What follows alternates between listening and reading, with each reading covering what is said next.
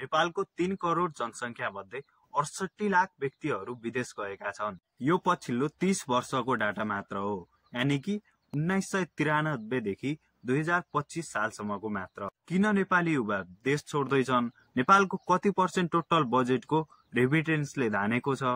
त्यसले राष्ट्रमा कस्तो प्रभाव पारेको छ? प्रत्येक साल कति युवा देश छोडेर बाहिरिँदैछन्? यो सबै प्रश्नको नाली बेली बुझ्नेछौँ आजको गणेश एक्सप्लोर। तर अहिलेसम्म तपाईहरुले यो च्यानललाई सब्स्क्राइब गर्नुभएको छैन भने please subscribe the channel Ganesh explore. पछिल्लो केही वर्षमा नेपाली युवा विदेशिने क्रमले झन तीव्रता लिएको छ। 2015 सालमा 4,29,000, 2020 मा 5,97,000, 2022 र 23 मा 7,71,000 भन्दा बढी।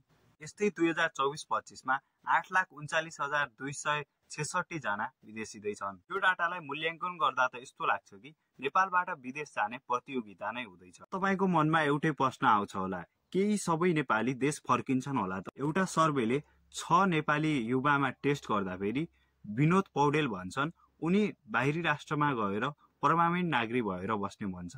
त्यस्तै आकृति तिमिल सेना पनि अस्ट्रेलिया र क्यानाडाको लागि पर्मानेन्ट एजेन्ट अथवा नागरिक भएर बस्नको लागि तयारी गर्दैछ। तपाईले यो भनाइ त सुन्नु भएकै होला, नेपाली हामी रौला कहाँ नेपालै नरहे।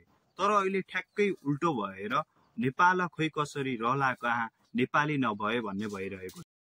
नेपालको टोटल जीडीपी लाई हेर्ने हो भने 26.9% चाहिँ रेमिटेन्सले मात्र म्यानेज गरेको छ। नेपाल राष्ट्र ब्याङ्कको एउटा सर्वे अनुसार लगभग 16 जिल्लाका 320 घरमा चाहिँ विदेशबाट आएको पैसा कसरी परिमार्जन हुँदैछ भनेर एउटा मूल्याङ्कन गरियो, जसमा 25.3% लोनमा गएको छ, 23.9% खानामा, 0.7% शिक्षामा, त्यसै गरी 3% विवाहमा गएको देखिन्छ। जसमा पैसालाई ग्रोथ गर्ने एउटै मात्र उपाय हो इन्भेस्टमेन्ट। तर इन्भेस्टमेन्टमा नेपाली पैसा 1.1% व्यक्तिले मात्र प्रयोग गरेका छन्। पछिल्लो 11 महिनामा 1.11 ट्रिलियन रुपियाँ राष्ट्रमा भित्रिएको। सालमा राष्ट्रबाट विदेशिने युवामा नेपाल पहिलो स्थानमा जाँदैछ। रोजगारका निम्ति विदेशिनेको डाटा हेर्ने हो भने 33% Malaysia, 18% Qatar, 18.9% Saudi Arabia, 9.8% UAE मा गएका छन्। यो डाटालाई मूल्याङ्कन गर्ने हो भने 2024 मा चाहिँ सबैभन्दा बढी रुचाइएको र बढी नेपाली जाने कन्ट्रीमा चाहिँ युएई परेको छ, जसमा स्टुडेन्टहरूका लागि चाहिँ जापान, त्यसपछि चाहिँ रोमानिया, अस्ट्रेलिया, पोर्चुगल जस्ता देशहरू रहेका छन्। वर्ल्ड ब्याङ्कको एउटा डाटालाई हेर्ने हो भने नेपाल चाहिँ विश्वको बजारमा एकदमै तल देखिन्छ। नेपालबाट विदेश हिँड्नु एउटा लाइभलीहुड अप्सन नेपालका लागि बनिसकेको छ। टोटल पपुलेसनको 36% युवाहरू चाहिँ विदेशिएका छन्। यो नै नेपालको एकदमै ठूलो चुनौती हो। यसले गर्दा नेपालले पोटेन्शियल फ्युचर मात्र नभएर स्किल भएका बौद्धिक व्यक्तित्वलाई पनि गुमाउनु परेको। नेपाल एउटा कृषि प्रधान राष्ट्र हो, त्यही पनि पूर्वी एसियाबाट सबैभन्दा बढी बाहिरी राष्ट्रमा रोजगारका लागि युवा पठाउने राष्ट्र मध्ये पहिलो स्थानमा पर्दछ। नेपालबाट हरेक आर्थिक वर्षमा 7 लाख भन्दा बढी व्यक्तिहरूले देश छोड्ने गरेका छन् फर इम्प्लोइमेन्ट। सोसियोलोजिस्ट गणेश गुरुङका अनुसार युवाहरू आफ्नो राष्ट्रमा बस्न मन पराउँदैनन्, बाहिर राष्ट्रमै जान मन पराउँछन् र उनीहरूलाई प्यारेन्ट्सले पनि त्यस ठाउँमा जानको लागि सपोर्ट गर्छन्।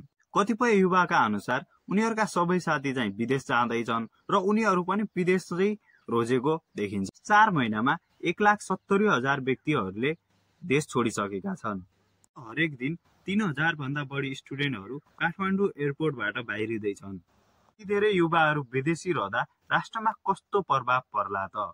यसले राष्ट्रमा ठूला ठूला समस्याहरू निम्ताउँछ, जसमा पहिलो नम्बरमा रहेको छ श्रम संस्कृति घट्ने सम्भावना। नेपाली युवाहरू विदेश जानुका कारणले देशभित्र सक्षम युवाहरू घट्दछन्। ती युवा त राष्ट्रबाट गएका जुन मुलुकमा गए त्यही ठाउँमा पीआर लिएर बस्दछन् र राष्ट्रमा फर्केरै आउनुमा रहेको छ ब्रेन ड्रेन, यानि कि उच्च सिप र दक्ष व्यक्तिहरू विदेश गइसकेपछि राष्ट्रले उनीहरूको ज्ञान अनुसन्धान गुमाउनु पर्छ। दोस्रो नम्बरमा रहेको छ सामाजिक समस्या र परिवार विखण्डन। अभिभावक विदेश हुँदा बालबालिका मनोवैज्ञानिक र भावनात्मक रूपमा कमजोर पर्दछन्।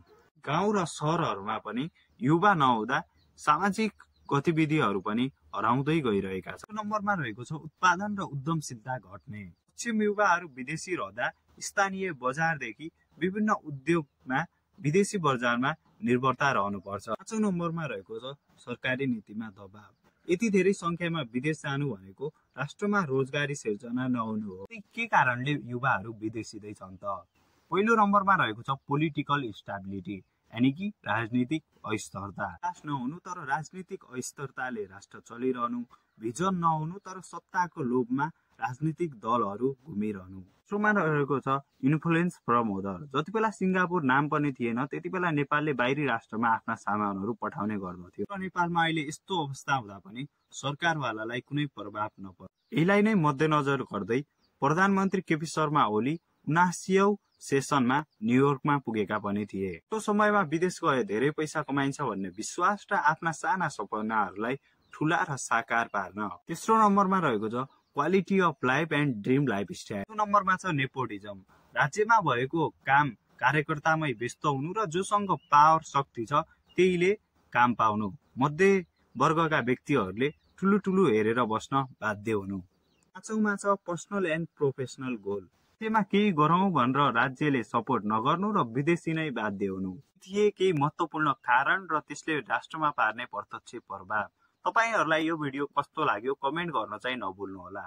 यदि अहिलेसम्म तपाईले यो च्यानललाई सब्स्क्राइब गर्नुभएको छैन भने don't forget to subscribe the channel to join with me Ganesh explore. धन्यवाद।